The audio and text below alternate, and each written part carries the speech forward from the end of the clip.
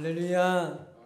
오늘도 이 성전에서 하나님께 예배드리고 그리고 가정에서 온라인으로 예배드리는 모든 분들에게 하나님의 동일한 은혜가 임하기를 주님의 이름으로 축복합니다.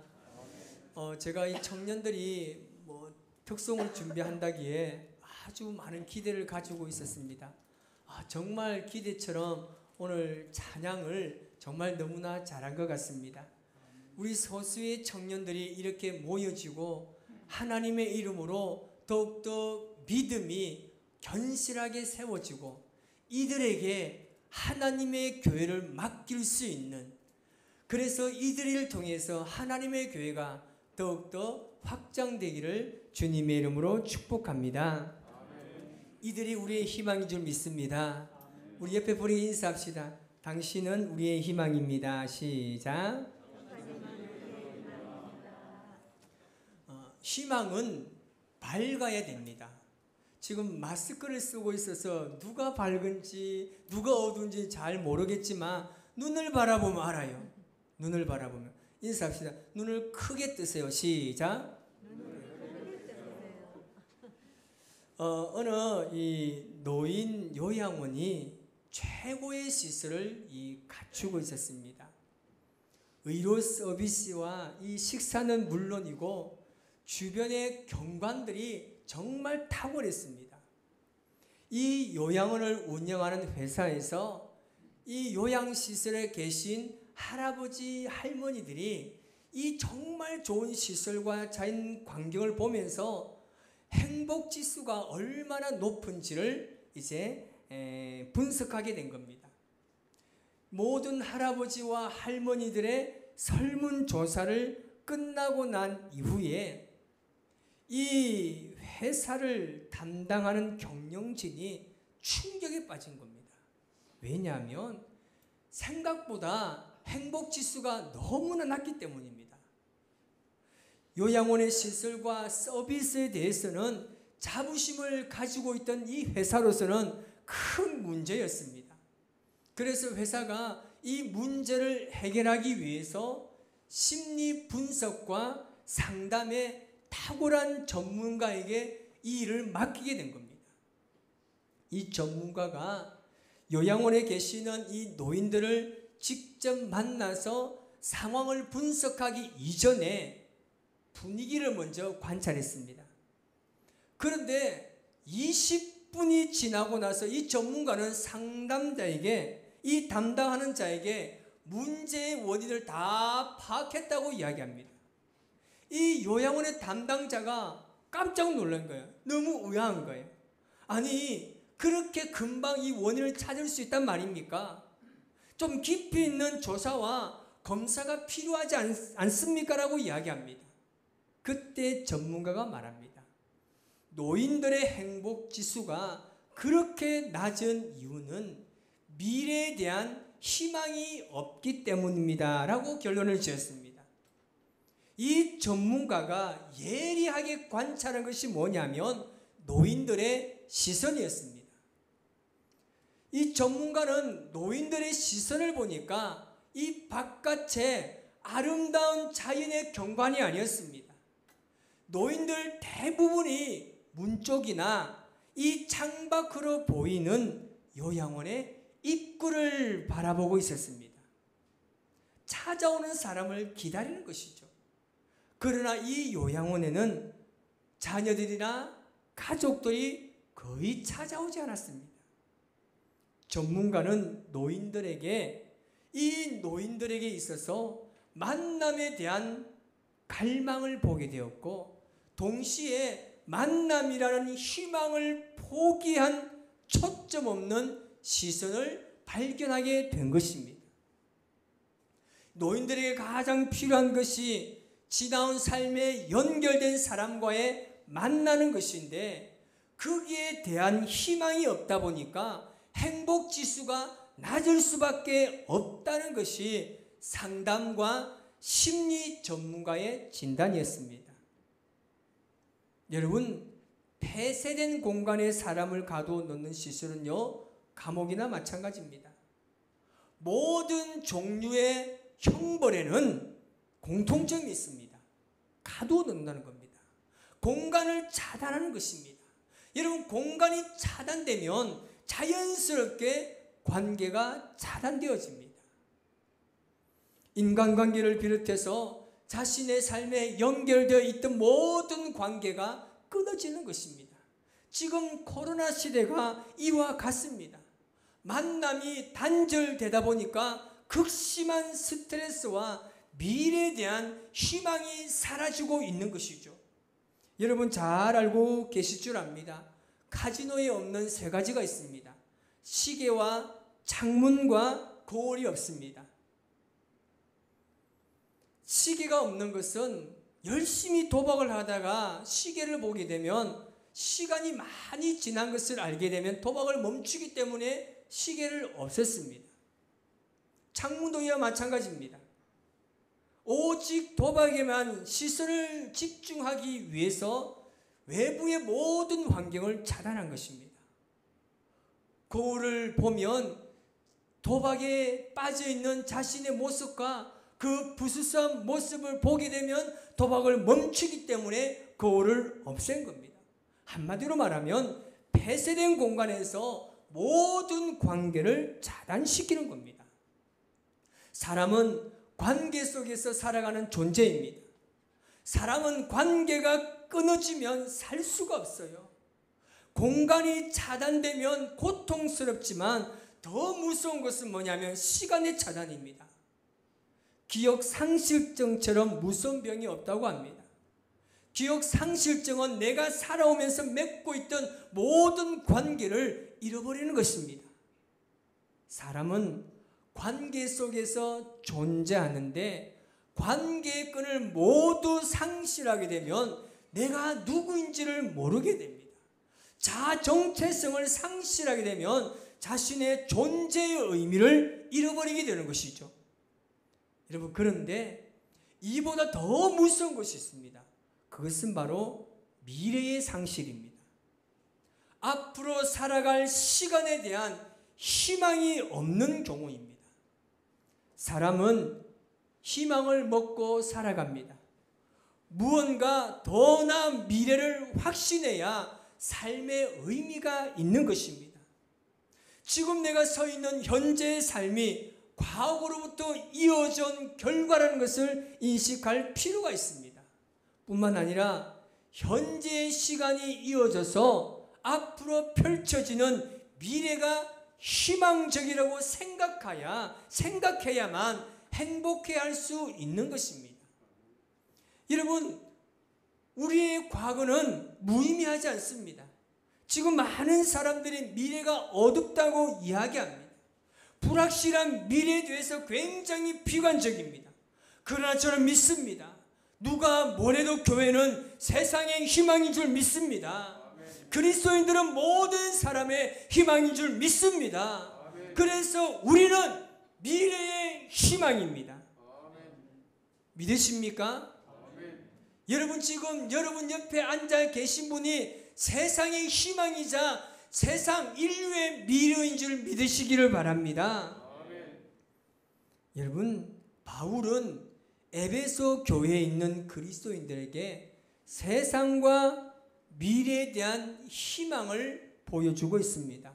먼저는요, 예수님을 믿기 전 우리의 과거는 어땠는지를 볼 필요가 있습니다. 오늘 본문 11절, 12절에 동일하게 나오는 단어가 있습니다. 그것은 뭐냐면 바로 그때라는 명사입니다. 여기서 말하는 그때라는 말은 예수님을 영접하기 전에, 내가 그리스도인들이 되기 전의 이전 상태를 말하는 겁니다. 그들의 과거는 어땠습니까? 에베소서 2장 1절의 과거에 대해서 이렇게 말하고 있습니다. 시작. 그때는 허물과 죄로 죽었던 너희를 살리셨도다. 아멘. 우리의 과거는요, 허물과 죄로 죽었던 사람들입니다. 이 세상이 원하는 대로 살았고 육체의 욕심에 따라 마음이 원하는 대로 살았습니다. 한마디로 말하면 하나님께서 원하시는 삶과는 전혀 반대되는 삶을 살았다는 겁니다. 그리고 12절에는 이렇게 말하고 있습니다. 시작. 그때에 너희는 그리스도 밖에 있었고 이스라엘 나라 밖의 사람이라. 약속의 언약들에 대하여는 외인이요 세상에서 소망이 없고 하나님도 없는 자이더니. 아멘. 그들의 과거의 삶에 대해서 5가지로 표현하고 있습니다. 그리스도 밖에 있었고 이스라엘 나라의 밖의 사람이었다. 그리고 약속의 언약들에 대해서는 너희가 외인이었고 세상에서 소망이 없고 하나님도 없는 사람이었다고 우리의 과거에 대해서 그렇게 이야기합니다. 그러나 하나님의 특별한 은혜의 관계가 없었습니다. 구원과 미래에 대한 희망이나 소망이 없었습니다. 우리가 예수님 믿기 전에는 이런 삶을 살았다는 겁니다. 여러분, 내가 아무리 재산이 많고 내가 잘나고 자신만만한 삶을 산다고 하지만 예수 그리스도 밖에 있으면 아무런 희망이나 소망이 없는 것입니다. 하나님과는 전혀 관계가 없는 사람들입니다. 여러분, 지금 100세 시대라고 말하지만 100살까지 사는 것이 뭐가 그렇게 중요합니까? 여러분, 100살까지 살고 싶은 분 손 한번 들어보십시오. 저밖에 없네요. 여러분, 100살까지 사는 것이 우리의 소망이 되어서는 안 됩니다. 내가 부하고 잘 사는 것이 우리의 소망이 되어서는 안 됩니다. 어떤 상황 속에서도 내가 예수 그리스도의 안에 사는 것이 우리의 소망이 되어야 하는 줄 믿습니다. 그래서 우리는 예수님을 믿게 해주셨으니 이보다 감사한 것이 어디 있겠습니까? 여러분, 여러분의 소망은 과연 무엇이 있습니까? 우리 청년들은 대학을 졸업하고 취직을 하는 것이겠죠. 우리 결혼 정년기에 있는 청년들은 빨리 결혼을 하고 싶겠죠. 회사에 계신 분들은 빨리 뭔가 사업을 하고 싶겠고, 사업하시는 분들은 더 큰 사업을 이루고 싶은 모두의 소망과 희망이 있습니다. 그런데 이것이 영원한 소망이 아니라는 겁니다.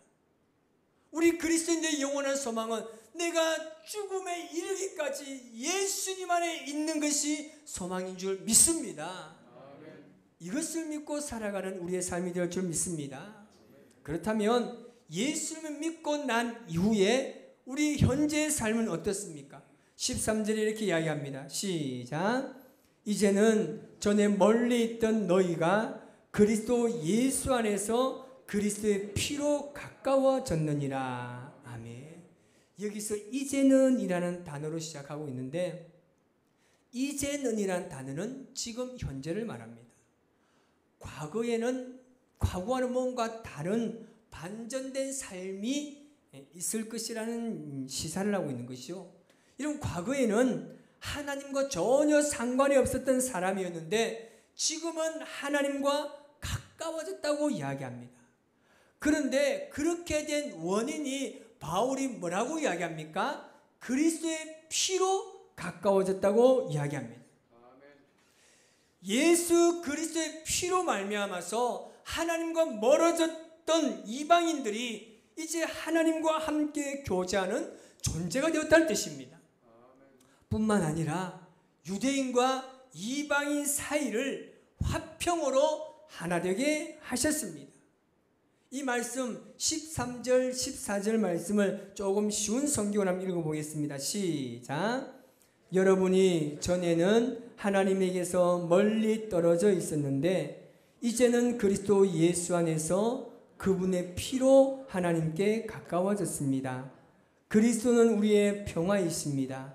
그리스도께서는 유대 사람과 이방 사람이 양쪽으로 갈라져 있는 것을 하나로 만드신 분이십니다. 아멘. 당시의 유대인들과 이방인 사이에는 늘 갈등이 있었습니다. 무엇이 이 둘을 갈라놓았습니까? 율법과 편견입니다. 그러나 예수 그리스도의 보혈로 말미암아서 그 갈등과 미움의 벽이 완전히 무너진 줄 믿습니다. 완전히 무너졌습니다. 예수님께서 유대인과 이방인들을 갈라놓았던 율법을 폐하심으로 이 둘이 하나가 되어서 새 사람이 되게 하셨다는 것입니다. 여러분, 교회는 화목을 이루는 공동체입니다. 우리 교회가 화목하기 위해서는 여러 가지 갈등 구조가 복음의 능력으로 해결되어야 하는 것입니다. 간절히 바라고 기도합니다.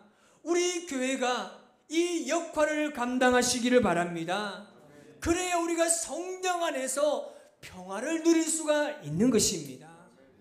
여러분, 교회에는요, 웃음이 넘쳐야 돼요. 감사가 넘쳐야 돼요. 기쁨이 넘쳐야 합니다. 아이들이 떠들고 울고 뛰어다니는 소리가 계속 있어야 합니다. 아멘. 그래서 여러분, 교회에 오는 사람들이 우리의 모습을 보고 매일매일 기뻐하는 거예요. 여러분, 옆에 분 한번 보십시오. 지금 얼굴의 인상을 보니까 웃는 얼굴입니까? 찡그린 얼굴입니까? 찡그리고 있다면 여러분, 웃는 얼굴 변할 줄 믿습니다. 화목해야 돼요. 여러분, 주일날 한번 교회에 나왔는데 인상 찡그리고 올 필요 있나요? 없어요. 올 때는 세상의 모든 무거운 짐을 지고 왔지만 나갈 때는 세상의 모든 짐을 풀어놓고 기쁨으로 달려가시기 바랍니다. 그래야 교회가 하나님의 이름을 드러낼 수 있습니다. 마지막으로 화목을 이룬 우리는 어떤 존재입니까? 19절에는 이렇게 말합니다. 시작. 그러므로 이제부터는 너희는 외인도 아니요 나그네도 아니요 오직 성도들과 동일한 시민이요 하나님의 권속이라. 아멘. 여기서 우리가 주목해야 할 것은 그러므로라는 부사입니다. 현재의 삶을 확대시키는 미래적인 단어입니다. 구원받기 이전의 이방인들은요, 아무런 소망이 없는 상태였으나 예수 그리스도 안에 유대인들과 더불어서 화평을 이루었습니다.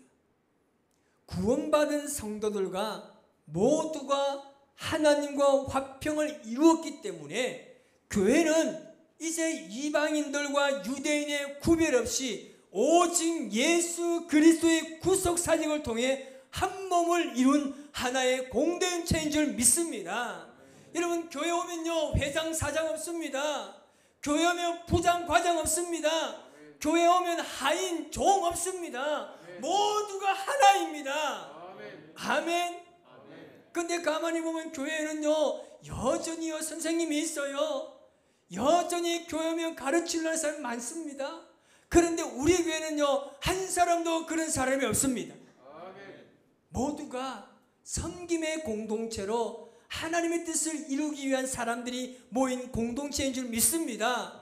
이런 우리가 지금 9월 1일부터 매일 기도해야 하잖아요. 밤 8시에요. 얼마나 너무나 감사가 넘치는지 모릅니다. 여러분, 여기에요, 성전이 꽉 차요. 천군 천사가요, 얼마나 많은지 몰라요. 아멘. 기도하는데요, 얼마나 하나님께서 감격을 주시는지 모릅니다. 하나님의 교회는요, 구분 없이 하나님의 이름만 있으면 돼요. 그러면 하나님의 공동체는 온전히 뜻을 이루게 되는 겁니다. 그러므로 이제부터는 이방인들은 외인도 아닙니다. 나그네도 아닙니다. 성도들과 동일한 시민이고 하나님의 권속이 되었습니다. 여기서 성도들이란 유대인을 두고 하는 말입니다. 이방인들은 그리스도를 통해서 유대인들과 동일한 이 하나님의 나라의 시민 권자가 된 겁니다. 그리고 하나님의 권속이라는 새로운 신분을 가지게 된 것입니다. 그러므로 우리는 교회로서의 완전한 정체성을 가지게 되는 겁니다. 21절 22절 말씀을 우리 한번 읽어볼까요? 시작. 그의 안에서 건물마다 서로 연결하여 주 안에서 성전이 되어가고 너희도 성령 안에서 하나님이 거하실 처소가 되기 위하여 예수 안에서 함께 지어져 가느니라. 아멘. 여러분, 교회의 시작점은 모퉁이 돌이 되시는 예수 그리스도이십니다. 그분으로부터 건물이 서로 연결되고 함께 지어져 가는 겁니다. 그분이 없으면 교회가 안 됩니다. 바울은 교회 공동체를 현재 진행형으로 지어져 가고 있는 건물로 비교하고 있습니다. 지난날 우리 역사 속에 한국 교회가 얼마나 사명을 잘 감당해 왔습니까? 그러던 교회가 세속주의에 물들어 세상과 똑같이, 아니 세상보다 더 못한 모습을 보이고 있습니다. 여러분, 교회가 제 모습을 하루속히 회복하고 세상 속에 주께서 주신 사명을 잘 감당해야 될 줄 믿습니다. 교회가 세상의 희망을 보여주어야 합니다. 교회가 미래의 유일한 대안임을 보여줄 수 있어야 합니다. 여러분, 앞이 캄캄하게 보이는 오늘날 교회가 인류의 미래인 줄 믿습니다. 교회를 이루는 우리가 그 미래를 열어가야 하는 겁니다. 여러분 자체가 세상의 대안이자 희망인 것입니다. 우리 대한민국의 미래의 희망을 보여주는 교회가 되시기를 주님의 이름으로 축복합니다. 오늘은 총회 주일입니다. 우리는 대한예수교 장로회 통합교단입니다. 전국에 69개 노회가 있습니다. 9,300여 교회가 있고 240만의 성도를 섬기고 있는 대표적인 교단입니다. 이뿐만 아닙니다. 한국의 수많은 교단과 성도들을 합하면 1000만이라고 이야기까지 합니다. 여러분, 이 정도면 정말 세상이 하나님의 공의와 정의가 실현되어야 하지 않겠습니까? 그런데 왜 교회가 더 힘들어졌습니까? 교회가 왜 세상으로부터 비난을 받고 있습니까? 그것은 교회가 더 이상 세상에 희망을 주지 못하기 때문입니다. 오늘 우리는 다시 한번 결단해야 합니다. 주님 오시는 그날까지 우리의 신앙을 잘 지키시기 바랍니다. 신앙생활을 절대 게으르게 하지 마시기 바랍니다. 지금은 기도할 때입니다. 지금은 전도할 때입니다. 아멘. 여러분, 코로나 오기 전이나 지금이나 전도는요 동일하게 어려웠습니다. 그래서 교회가 코로나 때문에 전도하지 않으면 되겠습니까? 우리 전도부와 함께 이야기해서 우리가 앞으로 전도 나갈 계획을 세우고 있습니다. 여러분, 끝까지 해야 됩니다. 우리가 전도를 준다고 누가 돌을 던지면요, 할렐루야, 그렇게 교회가 세워져 가야 되는 겁니다. 교회가 희망이 되지 못하는 것은 내 목소리가 높아지기 때문입니다. 교회가 문제가 많은 교회를 보십시오. 자기 소리만 높이는 교회는 반드시 문제가 생깁니다. 그러나 우리 교회는 자기의 소리를 높이지 마시기 바랍니다. 하나님의 영광을 위해서 많은 사람의 소리를 들어주시기 바랍니다. 이제 내가 막 화나고 분나서 소리가 막 이까지 올라오면, 시작, 좀 해보세요. 시작. 삼키고 삼키고 절제하고 절제하시기 바랍니다. 교회가 이 어렵고 혼란한 시대의 대안이자 희망인 줄 믿습니다. 포항 우리 교회가 이 사역을 위해서, 세상의 희망이 되는 사역을 위해서 함께 손을 잡고 함께 하나님의 교회를 든든하게 지어져 가는 저와 여러분의 삶이 되시기를, 우리 교회가 되어져 가기를 주님의 이름으로 축복합니다. 기도하겠습니다. 하나님 아버지 감사합니다.